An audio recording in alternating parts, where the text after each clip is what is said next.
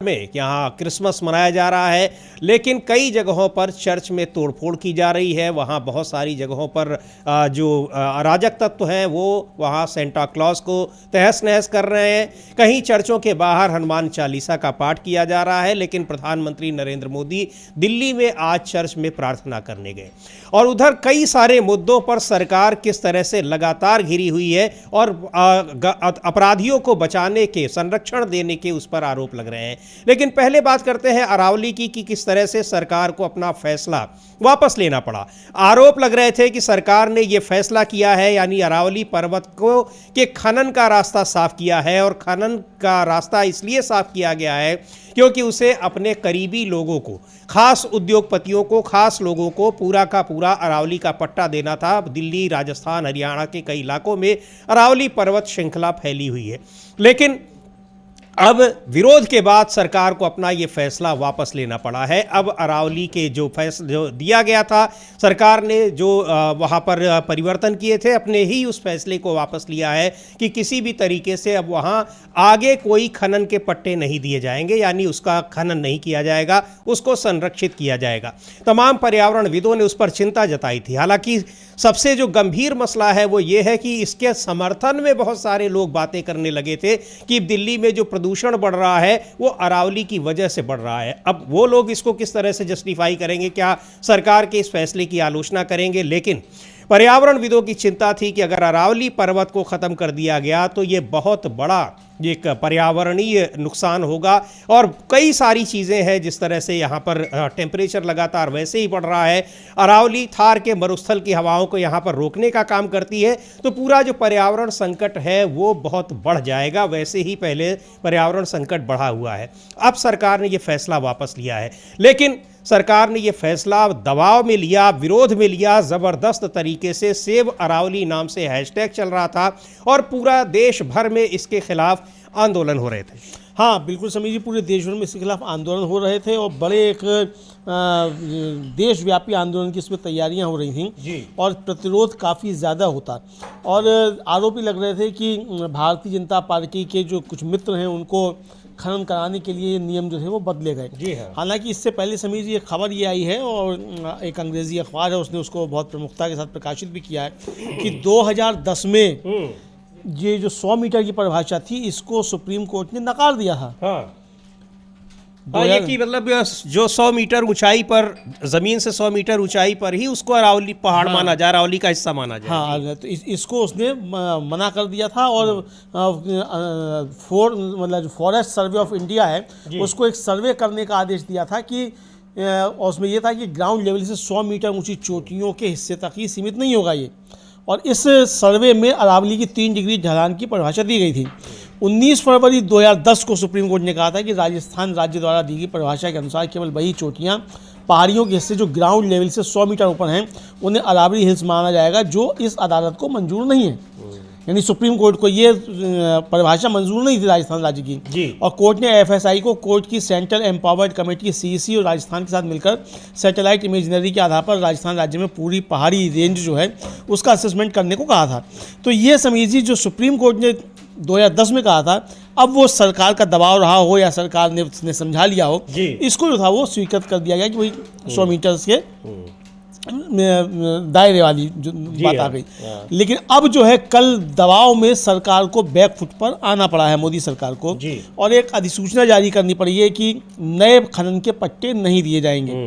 ठीक है, नए ये अब बराबर में हमारे चल रहा है पीढ़ी में, नए खनन के पट्टे तो नहीं दिए जाएंगे, तो बिल्कुल ठीक है, नए खनन के पट्टे नहीं दिए जाएंगे। लेकिन क्या ये 100 मीटर वाली परिभाषा है इसको सरकार ने वापस लिया है कि नहीं लिया है? जी हाँ, ये सवाल है। बिल्कुल। आपने आज कहा है कि नहीं लेंगे, कल को क्या आप कह देंगे होंगे पट्टे? हाँ।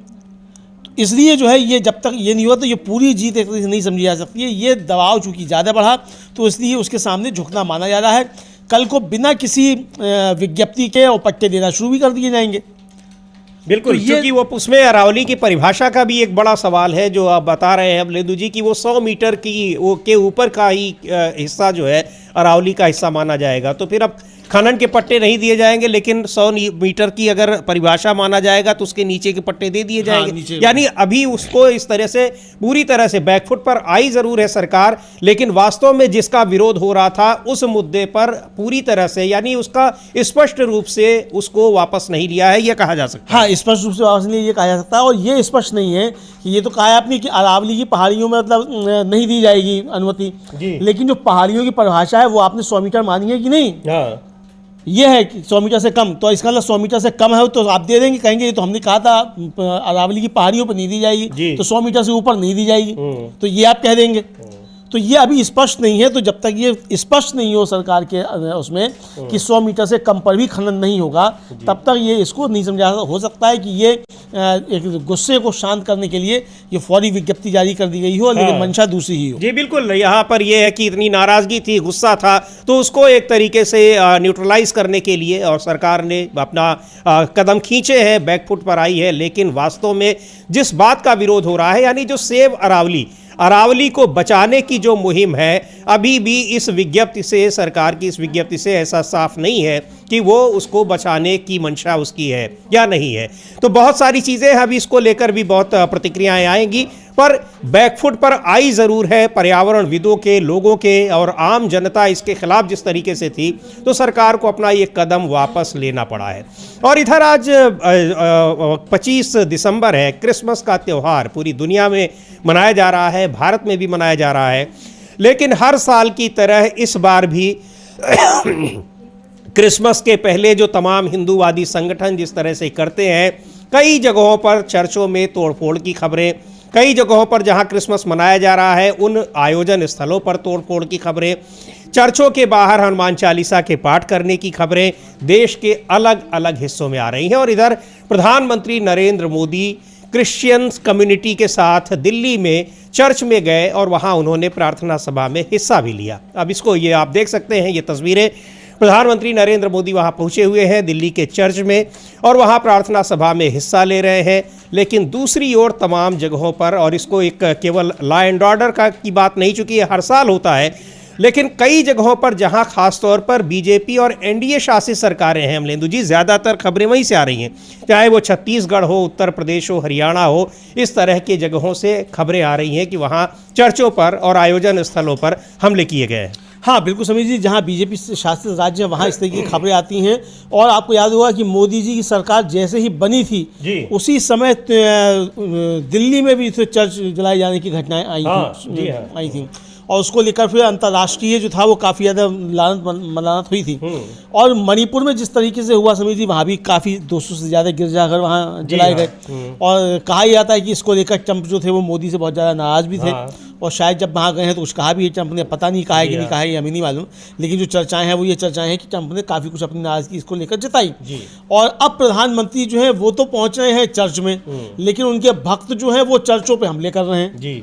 तो ये कैसा भाई प्रधानमंत्री की पूजा प्रार्थना है कि आप चर्च में खड़े हुए खुद तो जो झुक रहे हैं, खुद आगे नीचे हुए हैं, प्रार्थना कर रहे हैं प्रभु यीशु से, है ना, और आपके भक्त जो हैं वहाँ जो हमले कर रहे हैं इस तरीके से। तो ये किस तरीके का दोहरा रवैया है भारतीय जनता पार्टी का, ये सामने समीर जी साफ तौर पर खुलकर आ रहा है। प्रधानमंत्री उस समय देखिए बड़े कितने ध्यान मग्न हो जाते हैं जब वहाँ कोरस गाया जा रहा है, आई खुशी आई, क्रिसमस किया कि क्या आई खुशी आई, उसमें आप देखिए कितने ध्यान मग्न होकर आंखें मूंद कर जो है प्रधानमंत्री यूँ करके ये करके बजा रहे हैं। तो बहुत ध्यान मग्न जो है प्रधानमंत्री दिखाई, ये देखिए ये हाथ उनका घूमा, देखिए किस तरीके से ये। तो ये प्रधानमंत्री किस तरीके से वहाँ ध्यान मग्न हैं और कितने तल्लीन हो गए हैं उस प्रार्थना में। देखिए अब फादर के सामने हाथ जोड़कर खड़े हुए हैं, अपने सारे अपराधों की क्षमा भी मांग रहे हैं, क्योंकि कन्फेस किया जाता है तो कन्फेस भी कर रहे हैं गिरजाघर में जाकर। लेकिन यही बात मन की बात में कन्फेस नहीं कर सकते। इसको सुनते भी हम लोग कि वहाँ पर क्या चल रहा है और वहाँ पर प्रधानमंत्री पहुंचे हैं, लेकिन देश भर में किस तरह से चर्चों पर हमले हुए हैं और क्रिसमस जहां आयोजित किया गया है, मनाया जा रहा है, वहां पर किस तरह से हमले हुए हैं।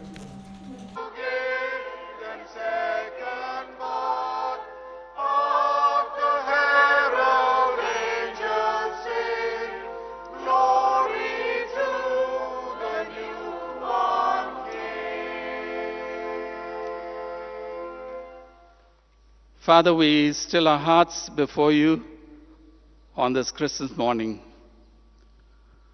we give you thanks for the gift of your only Son, Jesus, who came as a Savior to save us from our sins, to give us a hope, the hope of life here in this world, life abundant, and life eternal in the world to come.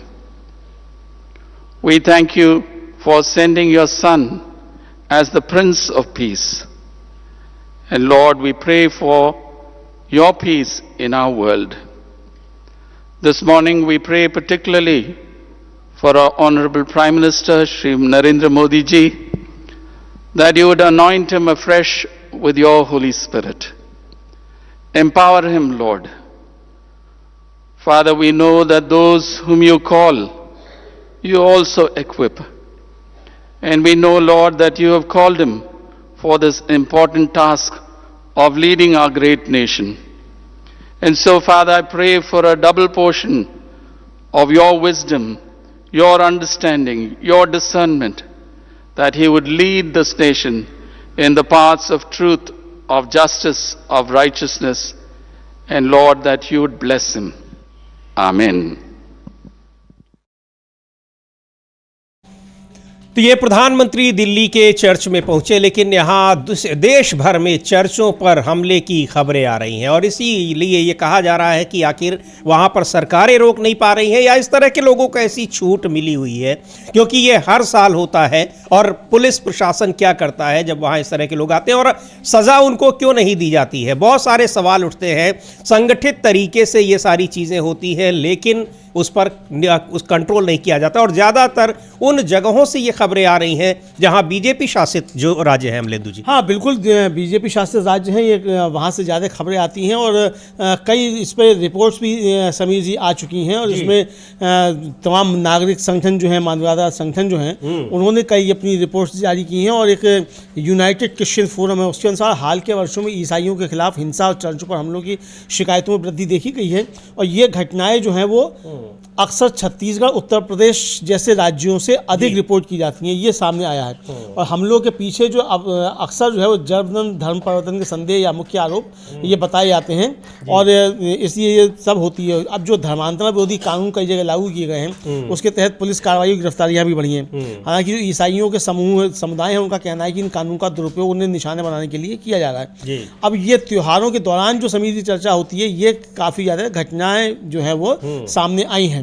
अब इस पर राष्ट्रीय मानवाधिकार आयोग को भी शिकायत की जा सकती है, लेकिन शिकायत का नतीजा क्या होगा, सवाल ये। बिल्कुल, सवाल वही है कि शिकायत का नतीजा क्या हो रहा है। हर साल इस तरह से हो रहा है, ऐसा नहीं कि कोई पहली बार हो रहा है। चर्च क्रिसमस से 1-2 दिन पहले, 3 दिन पहले जहां पर वो आयोजन होना होता है या चर्चों के बाहर जिस तरीके से बहुत सारे विजुअल्स आ रहे हैं, सोशल मीडिया पर वायरल है, उसमें दिखाई पड़ रहा है कि क्या कुछ हो रहा है। और इसी पर तंज किया है कांग्रेस पार्टी की नेता हैं, प्रवक्ता हैं सुप्रिया श्रीनेत, कह रही हैं कि प्रधानमंत्री नरेंद्र मोदी तो चर्च जा रहे हैं और वहां पर क्रिश्चियन कम्युनिटी के साथ वो बेहतर रिश्ता अपना बताते हैं, लेकिन यहाँ देश में क्रिश्चियन कम्युनिटी के साथ क्या हो रहा है और चर्चों पर क्या हो रहा है, उनके उपासना स्थलों पर क्या हो रहा है, उसका जिम्मेदार कौन होगा? सुनते हैं सुप्रिया श्रीनेत ने क्या कहा है।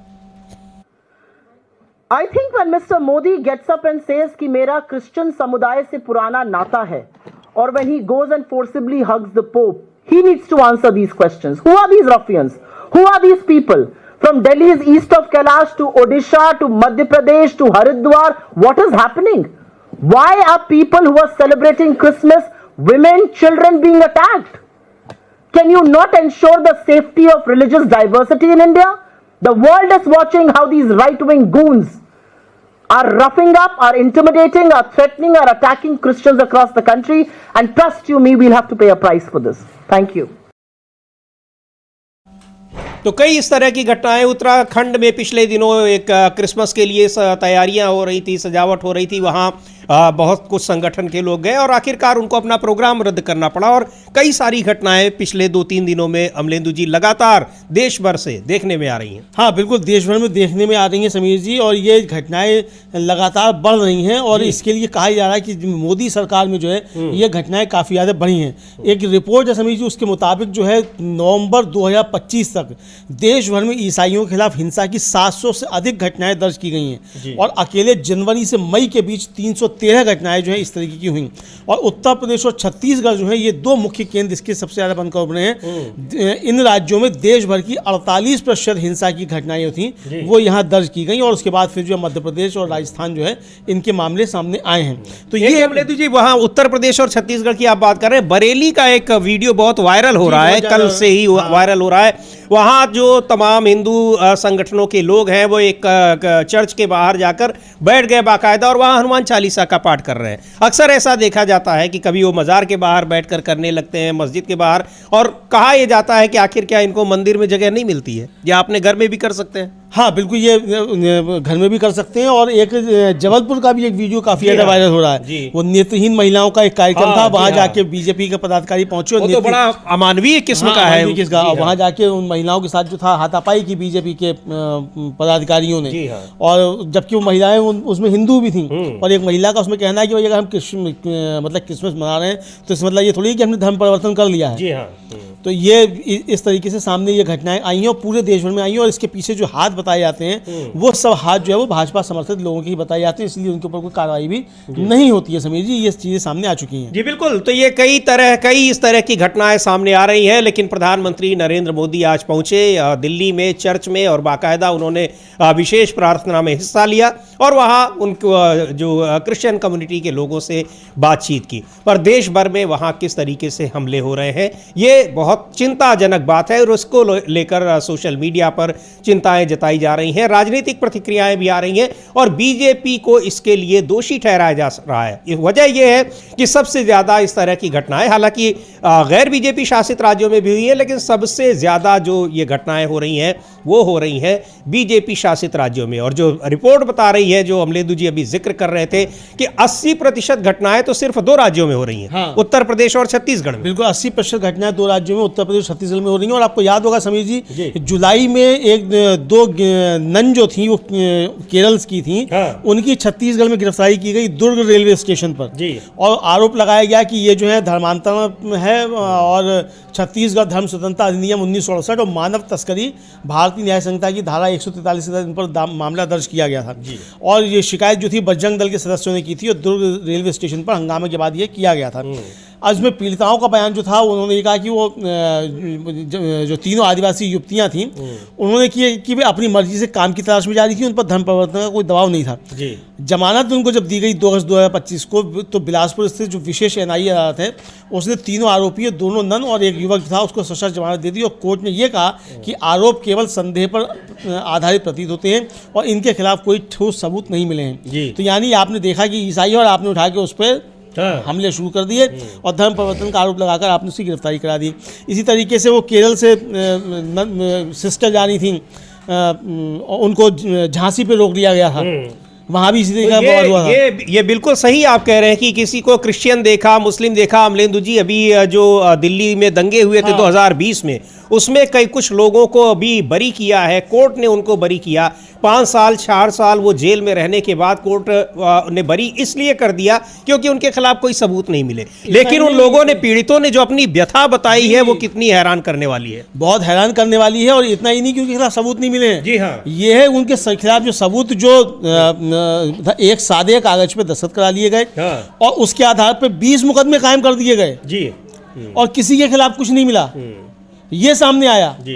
तो यानी किस तरीके से गढ़ा जाता है। और दिल्ली पुलिस को बहुत फटकार जो है अदालत ने लगाई कि आपने इसमें जांच की ही नहीं है ठीक से, और जो आपने गवाह तैयार किए हैं उनके गवाहों के बयानों पर भरोसा नहीं किया जा सकता जी। सारे मामलों में एक ही गवाह हैं। इस तरह की चीज़ें सामने आती हैं तो ये देखा जा सकता है कि किस तरीके से सत्ता के संरक्षण में इस तरीके की घटनाएं हो रही हैं समीर जी।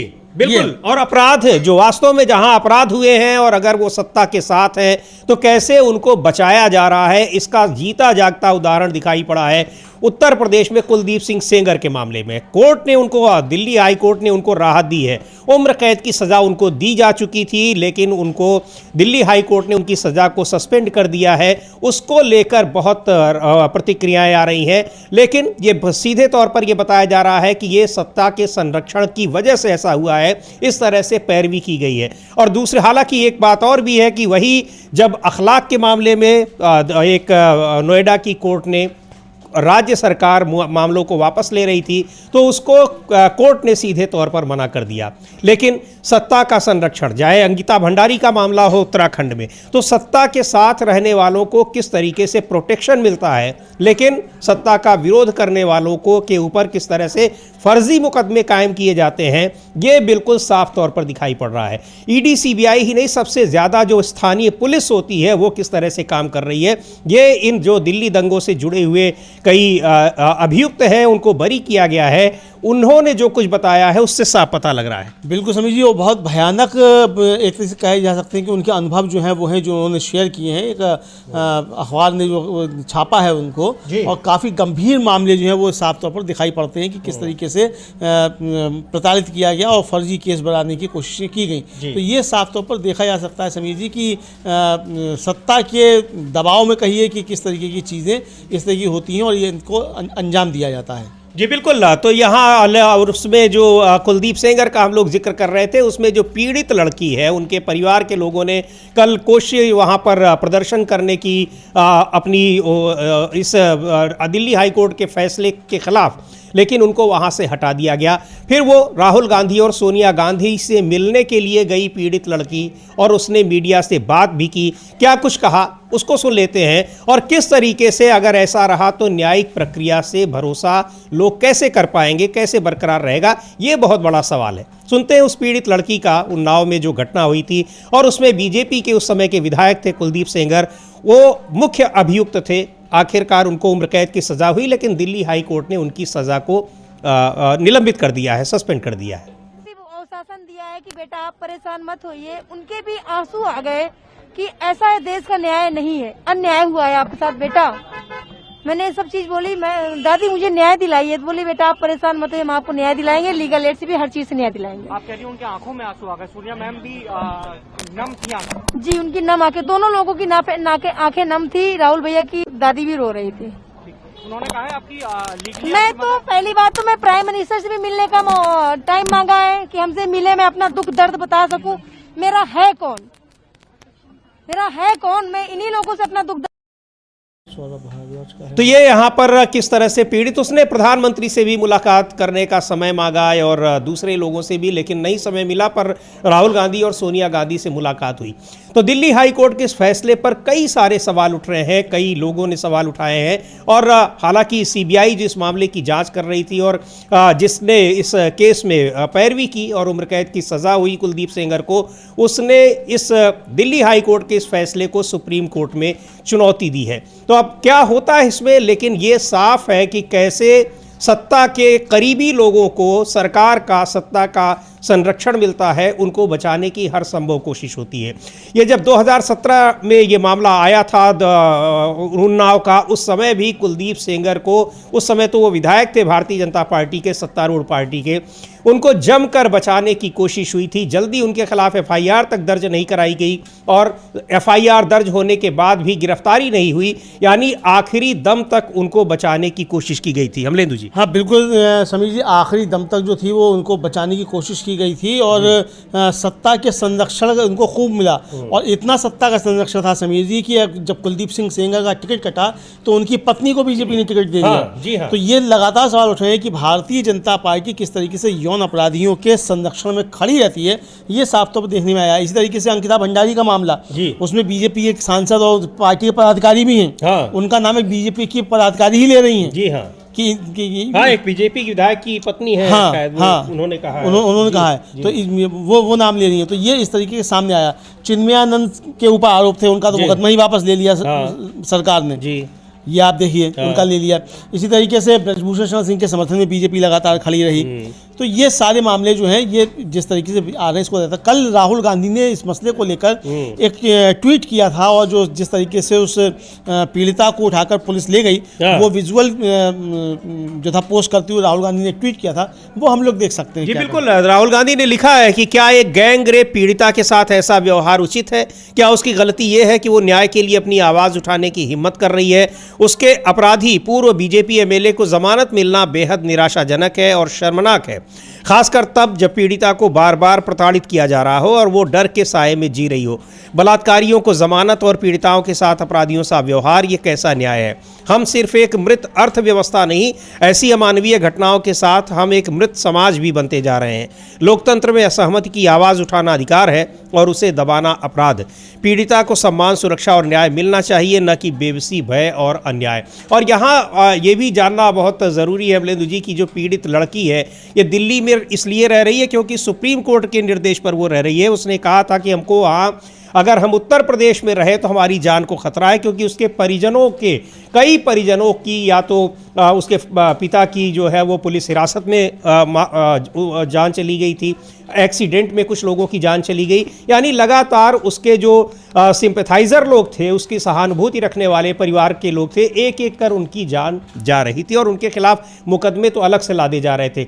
जो चाचा है इस पीड़िता के वो अभी भी एक मुकदमे में दिल्ली की तिहाड़ जेल में बंद है। तो ये कोर्ट के हस्तक्षेप से ये दिल्ली में रह रही थी जिसको घर उपलब्ध कराया गया था। हाँ, ये कोर्ट के आदेश पे दिल्ली में रह रही थी और वहाँ जो अदालत ने तर्क दिया है समीर जी जमानत देते समय, वो तर्क भी यही दिया है कि साहब कि वो अगर पुलिस सुरक्षा नहीं दे पा रही है तो उसके लिए उसको अभियुक्त को जेल में नहीं रखा जा सकता।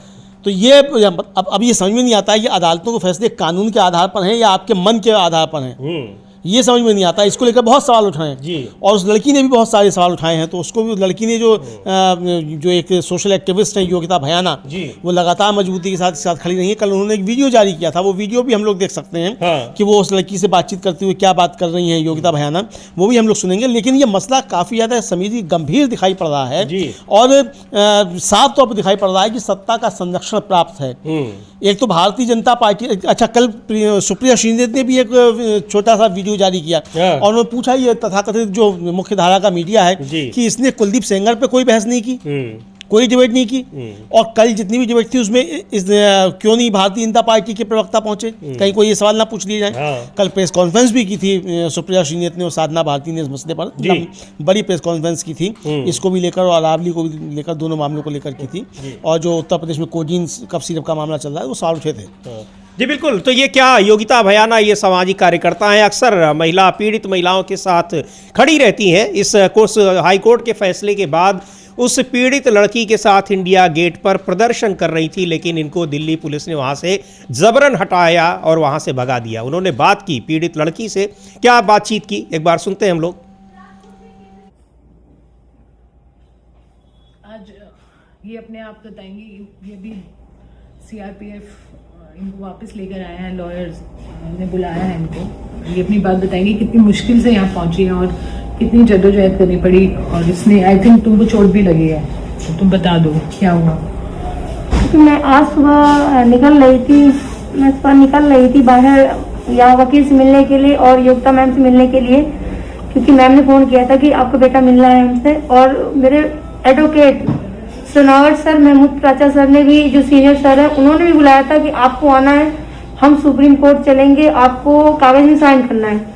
तो सीआरपीएफ के अधिकारी का क्या फोन आया कि विक्टिम को घर वापस लेके चलिए। मैं चिल्ला रही हूँ कि मुझे इस वकील के पास जाना है, वकील के पास जाना है। फिर जब मैं गाड़ी में चिल्लाने लगी तब जाके ऊपर से ऑर्डर आया कि नहीं लेके जाइए। क्या मेरा वकील पागल है कि सीआरपीएफ के अधिकारी को कागज दे देगा और उनसे साइन हो जाएगी? क्योंकि मेरा वकील मुझे अपने ऑफिस में बुला के तभी साइन करवाएगा, किसी अदर के हाथ कागज नहीं भेज के मुझे साइन करवाएगा। मेरा यही कहना है कि हमें न्याय दिलाया जाए और सभी मीडिया बंधुओं को मेरा हाथ जोड़ के रिक्वेस्ट है, आप लोग मेरी आवाज़ दूर दूर तक पहुंचाएं ताकि मुझे न्याय मिल सके। जिस तरह से आपके साथ ही बदसलूकी हो रही है, न्याय लेने के लिए भी बाधाएं आ रही हैं, क्योंकि साइन तो आप ही करेंगी जी। अब उसके लिए भी इतनी जद्दोजहद, सुबह से हम निकले हैं, 2-3 घंटे से बस में घूम रहे हैं, तो ये तो किस तरह से मिलेगा न्याय जब एक प्रक्रिया को खत्म ही नहीं होने दे, एक छोटी सी बात की जिसमें साइन करके आपको डॉक्यूमेंट भेजना, वो ही नहीं होने दे रहे। लड़ाई तो बहुत दूर की बात है, लड़ेंगे कैसे? थोड़ा सा मुझे बहुत भयावह स्थिति दिख रही है, बट शुक्रिया है कि मीडिया ने इसमें बहुत अच्छा रोल प्ले किया और मीडिया लगातार कल से आपकी आवाज बना हुआ।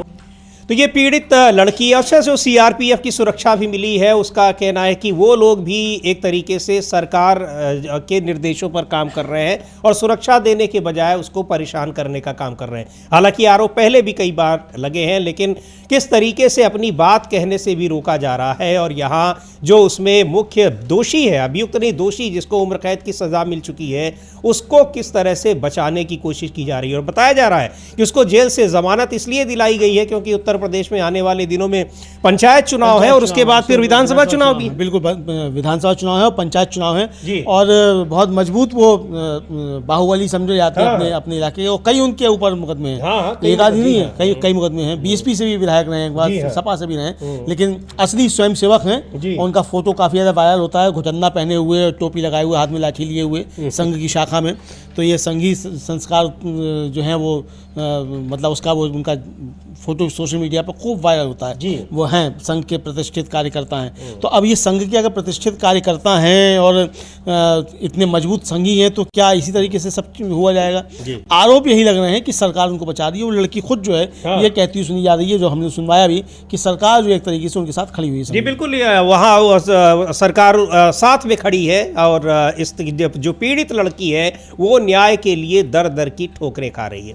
तो अब इस तरह के बहुत सारे मामले हैं, चाहे अंकिता भंडारी मामले का हम लोगों ने जिक्र किया जो उत्तराखंड का है, वहाँ किस तरह से एक लड़की के साथ रेप और उसके फिर मर्डर में बीजेपी के लोग फंसे हुए हैं। बीजेपी के विधायक की पत्नी ही नाम ले रही हैं, लेकिन उनके खिलाफ कोई कार्रवाई नहीं हो रही। और उस समय जब कार्रवाई हुई भी थी तो उस समय कैसे उस पर लीपापोती हुई थी, कैसे इतने आंदोलन के बावजूद उस मामले को दबाने की कोशिश की गई थी। बिल्कुल, मामले को दबाने की काफ़ी कोशिश की गई और हम लोगों ने कल भी चर्चा की थी समीर जी कि दबाने की कोशिश की गई और सबूत मिटाने के लिए तुरंत बुलडोजर भी वहाँ चला दिया गया। जी हाँ।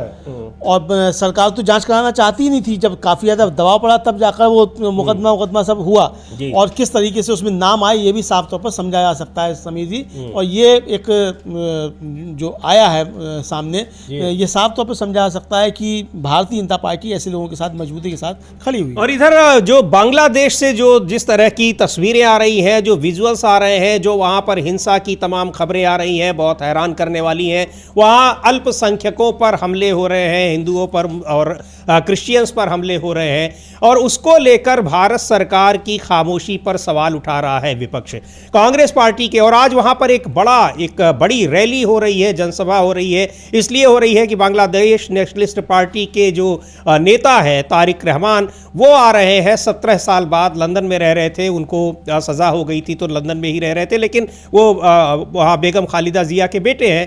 आज उनकी 17 साल बाद वापसी हो रही है, तो काफ़ी तनाव की स्थिति है। लाखों लोग वहाँ पर इस समय ढाका में जुटे हुए हैं और जिस तरह से हिंसा की लगातार खबरें आ रही हैं, उस पर भारत सरकार क्या कुछ कर रही है, ये सवाल विपक्ष पूछ रहा है। प्रमोद तिवारी को सुनते हैं क्या कुछ कह रहे हैं, उसके बाद बात करते हैं कि बांग्लादेश में हो क्या रहा है। लेकिन और ये कहा जा रहा है कि सरकार आखिर बांग्लादेश में भारत विरोधी बहुत सारे बयान लगातार आ रहे हैं अमलेंदु जी, चाहे वहाँ पर राजनीतिक दलों के नेताओं के हो या फिर वहाँ दूसरे संगठनों के नेताओं के हो। हाँ, तमाम लोगों के बयान आ रहे हैं। और समीर जी, यहाँ भी लगातार बात उठी है। प्रियंका गांधी ने बहुत मजबूती के साथ बात रही थी कि भाई केंद्र सरकार को इस पर कुछ करना चाहिए।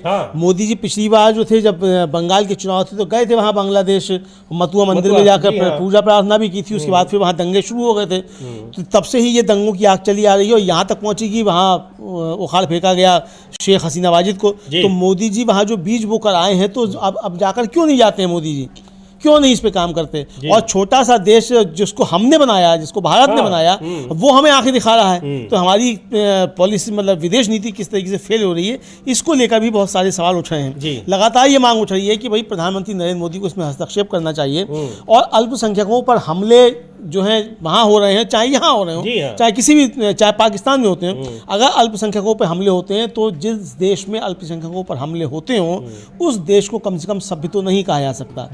तो ये सवाल तमाम उन देशों के ऊपर है जहाँ अल्पसंख्यकों पर हमले होते हैं। आखिर ऐसा क्या है कि बांग्लादेश में इतने हमले हो रहे हैं? और यहाँ की सरकार खामोश बैठी हुई जी है। बिल्कुल। तो सुनते हैं कांग्रेस नेता राज्यसभा सदस्य प्रमोद तिवारी क्या कह रहे हैं। मोदी सरकार की कमजोरी, उनकी विदेश नीति के भटकाव, गलत नीति निर्धारित करने के कारण आज देश के सामने संकट है। हिंदुओं का जिस तरीके से वहां पर एक तो कत्लेआम जिस तरह मारा गया है, मंदिरों को तोड़ा गया है, चर्च को तोड़ा गया है,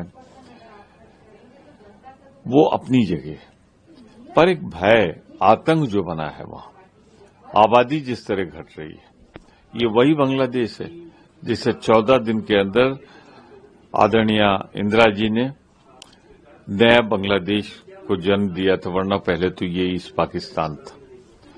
तो इंदिरा जी के लिए, इंदिरा जी के कहने पर जो एक ऐतिहासिक कार्य हुआ था, मौजूदा मोदी सरकार ने वो चौपट कर दिया। मैं पूरा का पूरा इल्जाम लगाता हूं यूनिट सरकार पर और मोदी सरकार की विदेश नीति। तो सरकार पर सवाल उठ रहे हैं कि वो कोई ठोस कदम क्यों नहीं उठा रही है, सख्त संदेश क्यों नहीं बांग्लादेश को दे रही है। बांग्लादेश एक तरीके से भारत विरोधी गतिविधियों का अड्डा बन गया है। भारत के खिलाफ वो दुष्प्रचार वहां पर हो रहे हैं। वहां की राजनीति में भारत विरोधी एक जो एलिमेंट है वो पूरी तरीके से हावी होता जा रहा है, लेकिन सरकार खामोश है। हाँ बिल्कुल, सरकार खामोश है और कोई भी प्रतिक्रिया जो है इस तरीके की नहीं आ रही है। और जबकि वो उल्टा आरोप लगा रहा है भारत बांग्लादेश भारत पे कि हम वहाँ अस्थिरता फैला रहे हैं, और इस पर भी जो है वो छोटा सा एक बयान जो विदेश मंत्रालय का आ गया, लेकिन कोई सख्ती के साथ जो है नहीं आया। आप वहाँ के उसको बुलाइए राजदूत को और बुला के टाइट कीजिए कि वहाँ ये घटनाएं रुकनी चाहिए। लेकिन चूंकि आपको यहाँ पॉलिटिक्स करनी है इसके मसले पर, तो आप भी चाहते हैं कि वहाँ हिंदुओं पर हमले होते रहें और यहाँ आप उसको भुनाते रहें, हाँ, उसका डर दिखाते रहें। तो यहाँ ये जो हो रहा है, तो इसके दुष्परिणाम समीर जी, जो भारतीय जनता पार्टी की नीति है, खासतौर से प्रधानमंत्री नरेंद्र मोदी की नीति है, उसके दुष्परिणाम बांग्लादेश के हिंदुओं को भुगतने पड़ रहे हैं। जी बिल्कुल, वहाँ पर स्थितियाँ बहुत बिगड़ती जा रही हैं। और आज ये जो विजुअल्स आप देख रहे हैं ढाका की सड़कों पर, ये तारिक रहमान की 17 साल बाद स्वदेश वापसी हुई है। बीएनपी पार्टी के नेता हैं, बांग्लादेश नेशनलिस्ट पार्टी, जो बेगम खालिदा जिया की पार्टी है, उनके नेता हैं, आज आए हैं। तो वहाँ पर काफ़ी तनावपूर्ण स्थिति है और एक सिक्योरिटी को लेकर कई देशों ने अपने दूतावासों को एडवाइजरी जारी की है, जर्मनी ने, अमेरिका ने और भी कई देशों ने, कि वहाँ स्थितियाँ ठीक नहीं हैं, वहाँ संभल कर रहे हैं जो लोग भी वहाँ पर काम कर रहे हैं। लेकिन भारत सरकार की जो जिस तरीके से खामोशी देखी जा रही है, उसको लेकर राजनीतिक दल हमलावर है, सरकार पर सख्त संदेश देने की मांग कर रहे हैं। सुनते हैं इमरान मसूद क्या कह रहे हैं। कांग्रेस पार्टी के सांसद हैं, उनका साफ तौर पर कहना है कि भारत विरोधी गतिविधियों का केंद्र बन गया है बांग्लादेश, लेकिन भारत सरकार उस पर क्या कर रही है ये समझ में नहीं आ रहा है। गवर्नमेंट ऑफ इंडिया को सख्त एक्शन लेना चाहिए, क्योंकि बांग्लादेश भारत विरोध का अड्डा बन रहा है और समय रहते हुए अगर इसको नहीं रोका गया तो आने वाले दिनों में ये बहुत परेशानी पैदा करेगा। और वहाँ के जो हिंदू लोग हैं उनकी सुरक्षा के लिए हमें सख्ती के साथ बात करनी चाहिए। ये भारत चूंकि पड़ोसी देश है, वहाँ जो कुछ भी अगर अस्थिरता है, अशांति है, तो निश्चित तौर पर उसका असर भारत पर पड़ेगा, और ख़ास तौर पर तब जब वहाँ भारत विरोधी एक माहौल बनाने की कोशिश की जा रही है, तो उसको लेकर चिंता जताई जा रही है। कांग्रेस सांसद शशि थरूर ने भी इसको लेकर चिंता जताई है, सरकार से मांग की है, लेकिन सरकार अभी तक तो ऐसा नहीं दिखाई पड़ रहा है कि वो क्या कुछ कर रही है, कोई सख्त एक्शन, सख्त मैसेज देने की कोशिश कर भी रही है या नहीं कर रही है। हाँ बिल्कुल, ये सख्त कोई एक्शन करने की कोशिश मतलब कर रही है नहीं कर रही है, ये भी साफ तौर पर समीर जी आ गया है सामने। और ये साफ तौर पर देखा जा सकता है कि जो भी एक्शन की बातें हो रही हैं वो हवा हवाई हो रही हैं, और एक्शन के बजाय यहाँ उस पर राजनीति जो है गर्म की जा रही है कि पश्चिम बंगाल का चुनाव लड़ना है तो वहाँ पश्चिम बंगाल का चुनाव लड़ने पहुँच जाए, वहाँ हिंदुओं पर हमले होते हैं, भारतीय जनता पार्टी यहाँ उसका फायदा उठाती रहे। तो ये अब ये क्या मिली भगत है पता नहीं। हालांकि मोदी जी जब गए थे बांग्लादेश और 55,000 वर्ग किलोमीटर भारत की जमीन बांग्लादेश को दे दी थी, तो वहाँ बहुत गाजे बाजे के साथ मोदी जी ने कहा था हमारे बांग्लादेश से बहुत अच्छे संबंध हैं, और मतलब पाकिस्तान पर कटाक्ष किया था कि उसके साथ नहीं है और इस पड़ोसी। लेकिन मोदी जी के रहते ही आज संबंध किस हद तक पहुँच गए ये साफ तौर पर देखने में आ रहा है। तो मोदी जी की जो भी रणनीति है, जो भी विदेश नीति है, जो भी पॉलिसी है, उस पर पुनर्विचार, पुनर्मंथन करने का वक्त आ गया है। आपकी नीतियों की वजह से हमारे पड़ोसियों से संबंध भी खराब हो रहे हैं और वहाँ के जो अल्पसंख्यक हैं उनके ऊपर हमले भी बढ़ रहे हैं। ये आपकी नीतियों के परिणाम समझे जा सकते जी हैं। बिल्कुल, सुनते हैं क्या कह रहे हैं कांग्रेस के सांसद शशि थरूर, विदेश राज्य मंत्री रहे हैं, और इसको लेकर वो कह रहे हैं कि वहाँ जो कुछ भी घटनाएं हो रही हैं भारत के लिए विशेष तौर पर चिंताजनक है।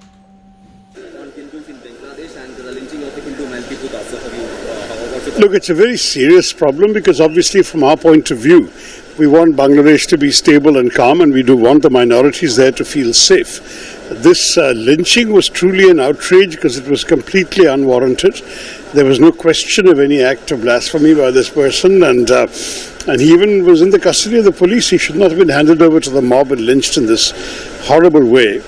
But the other disturbances across the streets in many parts of Bangladesh, including protests outside our consulates, which we call assistant high commissions there, all of this have created, unfortunately, an atmosphere which is not conducive to the kind of calm and stability we would all like to see leading up to the elections that are scheduled for February.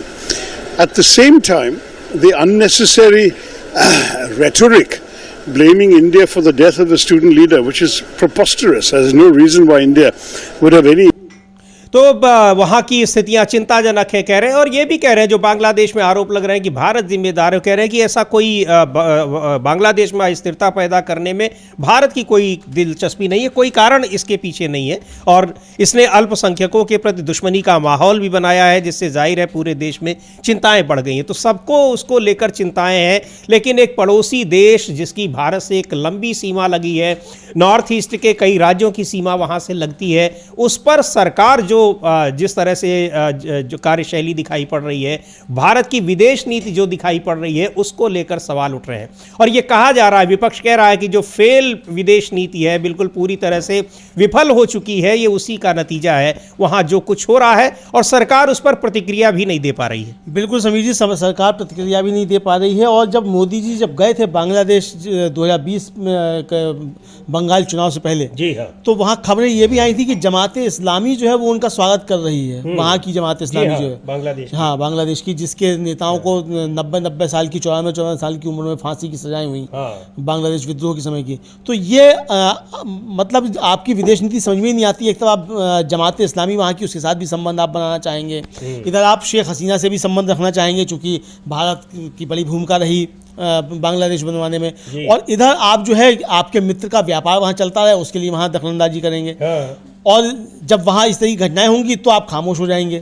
तो ये सारे सवाल जो हैं इसको लेकर उठ रहे हैं समीर जी। जी बिल्कुल, और इसको लेकर कई सारे सवाल उठ रहे हैं। सरकार की विदेश नीति पर खास तौर पर सवाल उठ रहे हैं।